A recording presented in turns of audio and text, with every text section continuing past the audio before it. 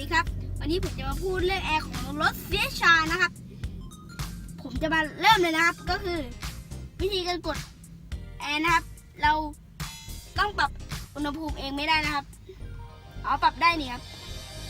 แล้วอันนี้คือการปรับอุณหภูมิเองนะครับถ้าเราอยากเป็นออโต้เราก็กดออโต้ไปเลยนี่จะปรับอุณหภูมิให้เองนะครับ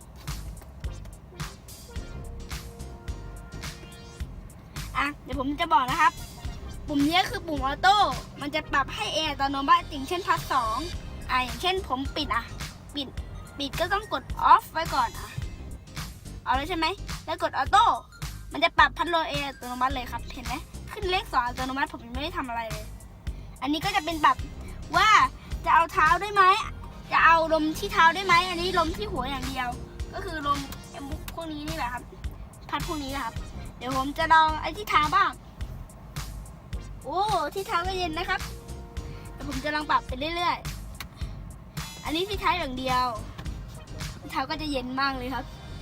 วันนี้มีฮีตเตอร์ด้วยมันนั่นใช่ฮีตเตอร์นี่อันนี้เป่ากระจังหน้านะครับให้เป่าฝ้าขึ้นข้างหน้านะครับอันนี้ก็เป่าฝ้าข้างหลังนะครับอันนี้ก็เป็นโหมดอีโคนะครับโหมดอีโคจะใช้พลังงานเยอะหรือน้อยปกติผมไม่ได้เปิดส่วนโหมดนี้นะครับดูเนี่ยครับมันเป็นอย่างนี้ใช่ไหมครับกดแล้วมันไม่พร้อมกันผมมีวิธีแก้ครับในตอนที่แล้วตอนยาวผมไม่ได้อธิบายแต่คราวนี้ผมอธิบายนะครับก็คือแค่กดปุ่มนี้สามารถกด